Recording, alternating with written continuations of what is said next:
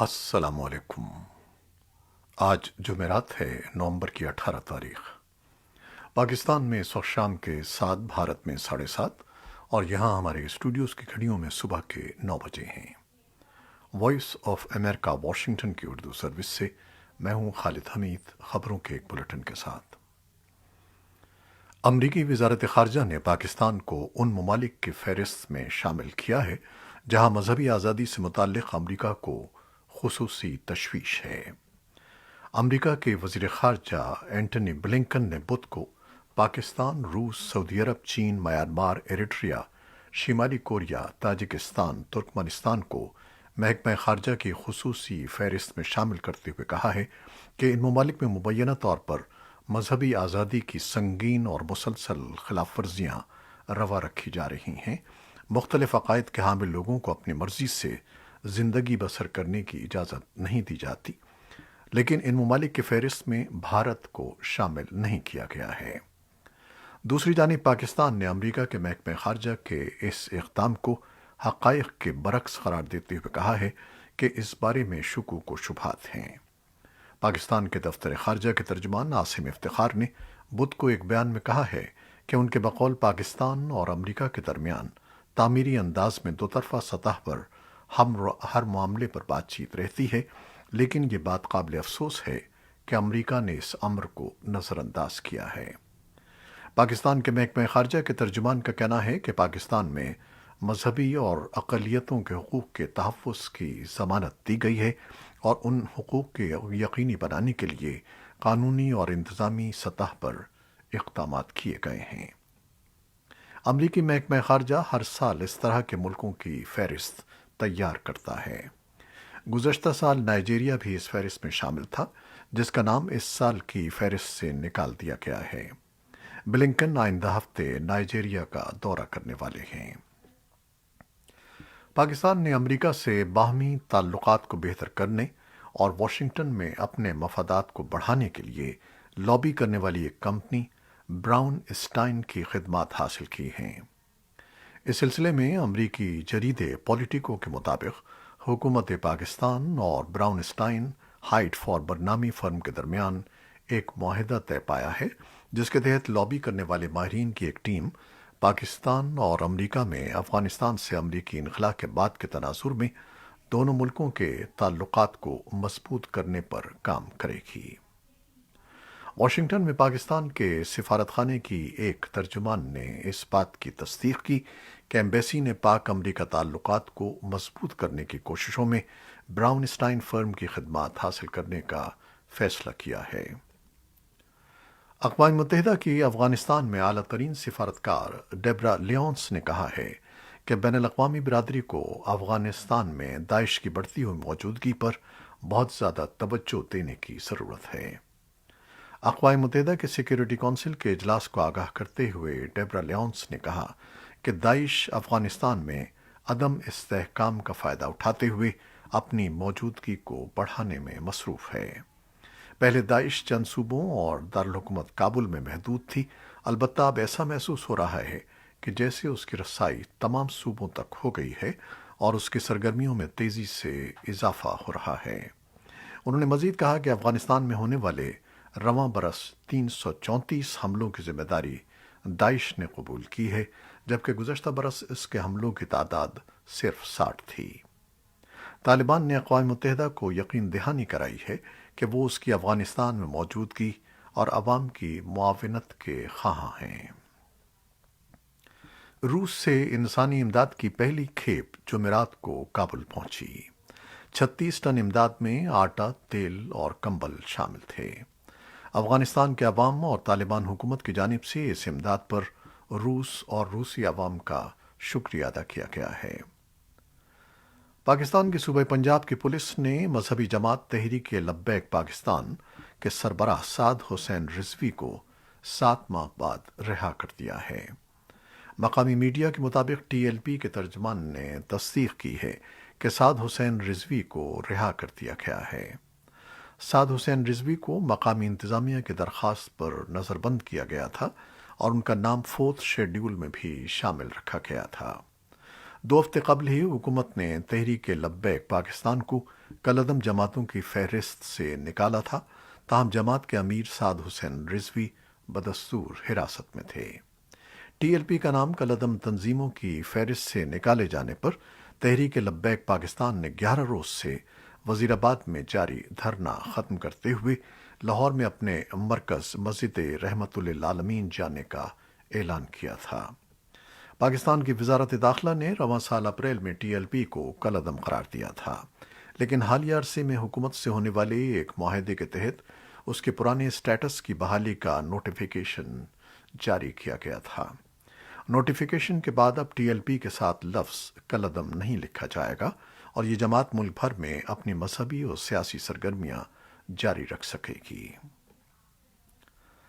بھارتی ریاست ہریانہ کے گڑگاؤں میں جہاں ایک طرف بعض ہندو تنظیموں کی جانب سے پارکوں میں نماز جمعہ کی ادائیگی کے خلاف احتجاج کیا جا رہا ہے اور مسلمانوں کو وہاں نماز پڑھنے سے روکا جا رہا ہے، وہیں دوسری طرف پہلے ایک غیر مسلم نے اپنے مکان اور دکان میں نماز کی اجازت دی اور اب گڑگاؤں کے 5 گردواروں کے دروازے بھی نماز کے لیے کھول دیے گئے ہیں۔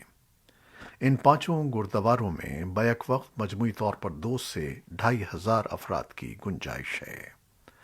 گردوارہ گورو سنگھ سبھا کے صدر شیر دل سدھو نے وائس آف امریکہ سے گفتگو کرتے ہوئے کہا کہ یہاں جو کچھ ہو رہا ہے اس پر ہم خاموش تماشائی بنے نہیں رہ سکتے۔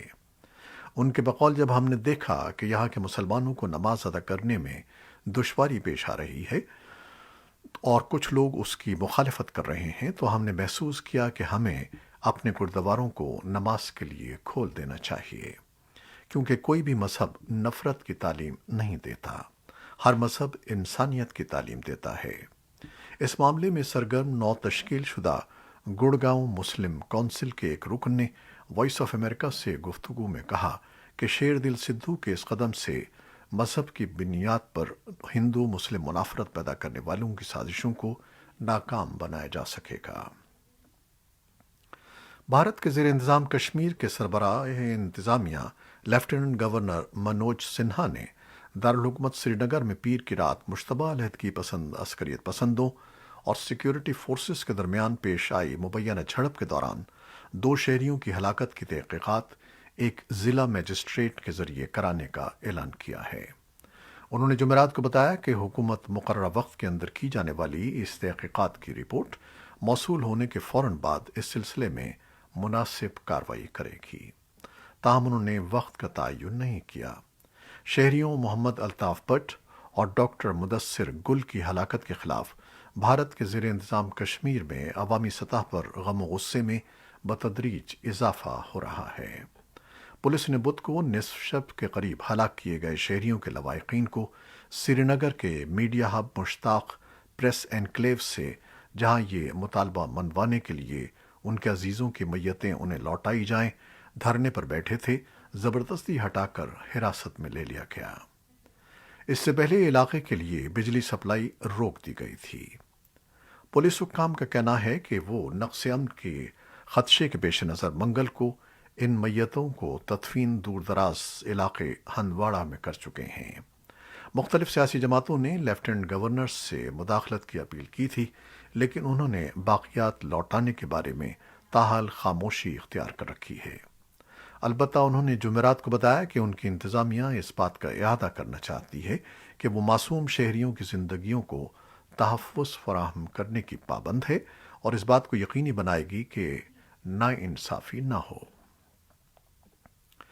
امریکہ کے وزیر دفاع لائیڈ آسٹن نے کہا ہے کہ چین کی جانب سے حالیہ دنوں میں کیے جانے والے ہائپر سونک میزائل تجربے سے چین کی فوج کی بڑھتی ہوئی طاقت پر تشویش پیدا ہوئی ہے۔ رپورٹ کے مطابق امریکہ اور روس کے پاس ایسے میزائل موجود ہیں جو آواز کی رفتار سے 20 گنا تیزی سے سفر کرتے ہیں۔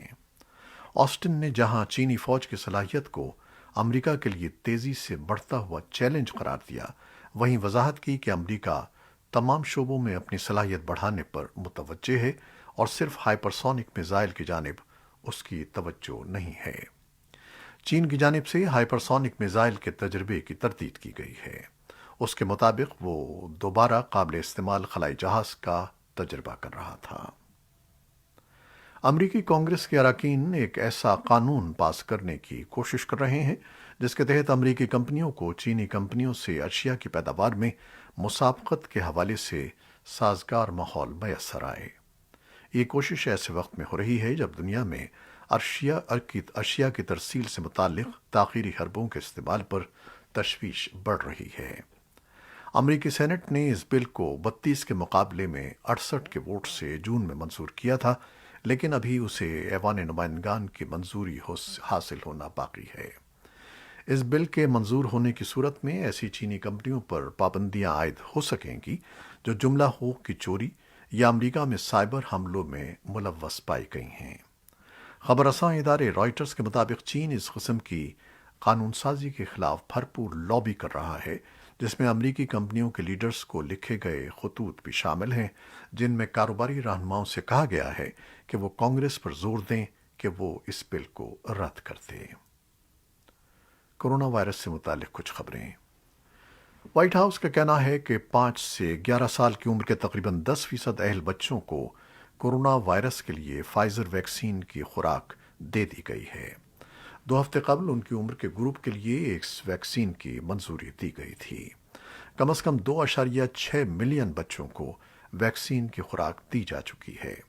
وائٹ ہاؤس کے کووڈ کے لیے کوآرڈینیٹر جیف سینٹیس کا کہنا ہے کہ صرف گزشتہ ہفتے میں 1.7 ملین خوراکیں دی گئی ہیں۔ خبر رساں اداروں کا کہنا ہے کہ امریکی صدر جو بائیڈن کی انتظامیہ کووڈ 19 کے علاج کے لیے بنائی گئی فائزر کی نئی تجرباتی اینٹی وائرل گولی خریدنے کے لیے $5 بلین خرچ کرنے کا منصوبہ بنا رہی ہے، جو علاج کے 1 لاکھ کورسز کا احاطہ کرنے کے لیے کافی ہے۔ یہ انکشاف امریکی دواساز کمپنی کے اعلان کے ایک دن بعد سامنے آیا ہے، جب اس نے جنیوا میں قائم اقوام متحدہ کے حمایت یافتہ public health group medicine patent pool کے ساتھ ایک معاہدے پر دستخط کیے تاکہ جینیرک دوائی بنانے والوں کو 95 ممالک کے لیے تجرباتی گولی تیار کرنے کی اجازت دی جائے۔ اس معاہدے سے یہ گولی دنیا کی 53% آبادی پر مشتمل کم اور درمیانی آمدنی والے ممالک کو کورونا سے علاج کے لیے دستیاب ہوگی۔ جنوبی کوریا میں حکام نے بدھ کے روز کووڈ 19 کے 3187 نئے کیسز کی اطلاع دی ہے۔ ملک بھر میں سماجی دوری کے اقدامات کو کم کرنے کے بعد 3 ہفتوں سے بھی کم وقت میں یہ دوسری بار ہوا ہے کہ یومیہ شرح 3000 سے اوپر ہو گئی ہے۔ کوریا میں بیماریوں کے کنٹرول اور روک تھام کے ادارے نے ریکارڈ تعداد میں 522 افراد کو ہسپتال میں داخل کرنے کی اطلاع دی ہے۔ بدھ کے روز 21 اموات کی اطلاع کے بعد ملک میں ہلاکتوں کی تعداد اب 3158 ہے۔ امریکہ میں امراض اور ان کی روک تھام کے مراکز کے مطابق مئی سن 2020 اور اپریل 2021 کے درمیان 1 لاکھ امریکی منشیات کی زیادہ مقدار لینے سے ہلاک ہوئے، جو گزشتہ سال کے مقابلے میں تقریباً 30% زیادہ ہے۔ صدر جو بائیڈن نے ایک بیان میں اس واقعے کو افسوسناک سنگ میل قرار دیا ہے اور کہا ہے کہ ان کی انتظامیہ نشے سے نمٹنے اور اوور ڈوز کی وبا کو ختم کرنے کے لیے بہترین کوششیں کرنے کا عزم رکھتی ہے۔ زیادہ مقدار میں منشیات کے استعمال سے ہونے والی اموات اب کار حادثوں، اسلحے اور فلو سے ہونے والی اموات سے زیادہ ہو چکی ہیں۔ عالمی ادارہ صحت WHO کا کہنا ہے کہ دنیا بھر میں حالیہ برسوں میں تمباکو نوشی کرنے والوں میں مسلسل کمی آ رہی ہے۔ WHO نے دنیا بھر کے ممالک پر زور دیا ہے کہ وہ مزید ایسے اقدامات کریں جس سے تمباکو نوشی کی ہلاکت خیز لت کا خاتمہ ہو سکے۔ WHO کی تازہ رپورٹ کے مطابق دنیا بھر میں سن 2020 میں 1.30 ارب افراد تمباکو نوشی کے عادی تھے، جبکہ اس سے 2 برس قبل تک یہ تعداد 1.32 ارب تھی۔ عالمی ادارہ صحت نے امکان ظاہر کیا ہے کہ آئندہ 4 برسوں یعنی سن 2025 تک یہ تعداد مزید کم ہو کر 1.27 ارب ہو سکتی ہے۔ عالمی ادارہ صحت کے سربراہ ٹیڈروس گیبریسس کا کہنا ہے کہ یہ انتہائی حوصلہ افزا ہے کہ ہر برس تمباکو استعمال کرنے والوں کی تعداد میں کمی آ رہی ہے۔ Afghanistan national institute of music and Afghan women's orchestra Kabul کے بانی اور ڈائریکٹر ڈاکٹر احمد سرمست نے اعلان کیا ہے کہ Afghanistan national institute of music community کے تمام 272 اراکین کو افغانستان سے دوحہ پہنچا دیا گیا ہے۔ انہوں نے ٹویٹ کیا کہ Afghanistan national institute of music annum community کے کل 272 اراکین کو افغانستان سے نکال لے گیا ہے اور اب وہ دوحہ میں ہیں۔ وہ پرتگال میں دوبارہ آباد کاری کے لیے تیار ہیں، جہاں اینم کی دوبارہ تشکیل دی جائے گی۔ اسی دوران نیشنل نیوز ڈاٹ کام نے اطلاع دی ہے کہ طالبان کی جانب سے موسیقی پرفارمنس پر مؤثر طریقے سے پابندی عائد کیے جانے کے بعد خرابات گلی میں موسیقار روزی کمانے کے لیے جد و جہد کر رہے ہیں۔ یہ تھیں وہ خبریں جو فیس بک لائیو پر ہم نے آپ کے لیے پیش کی۔ ہماری ویب سائٹ، یوٹیوب اور پوڈ کاسٹ پر یہ بلیٹن آپ کے لیے پوسٹ کر دیا جاتا ہے۔ ہمارے اس بلیٹن کو شیئر کرنا نہ بھولیے گا۔ خالد حمید اب اجازت چاہتا ہے۔ اللہ حافظ۔